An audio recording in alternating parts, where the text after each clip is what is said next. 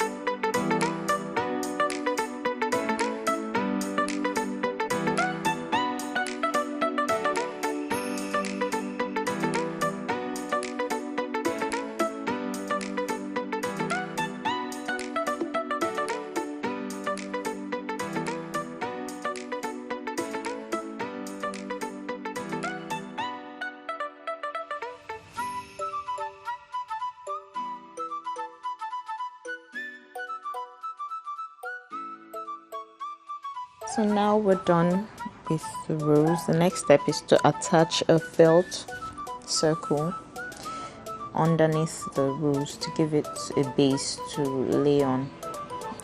We're using a 3 centimeter in diameter felt circle, and I'm going to apply hot glue onto it. Then just place the rose gently on the center, at the center of the circle.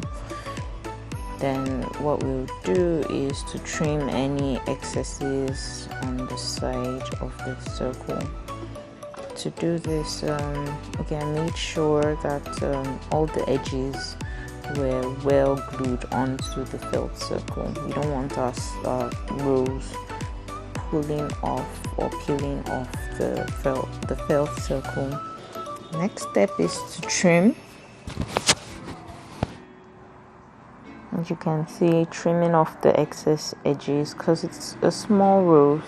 Chose to do a small rose because of the size of the lapel pin. The reason why is we want the gold leaf attached to the lapel pin to show, and if we had done something way bigger, that would have covered the rose leaf on the side of the lapel circle. So now I'm just sealing off any extra edges on the side of the rose. This can be done through heat sealing. Heat seal just sort of melts the felt and the satin together, giving it that smooth finishing. So now we're going to proceed to attach the circle, attach the rose to a gold leaf first of all, and then attach the gold leaf to the lapel pin itself.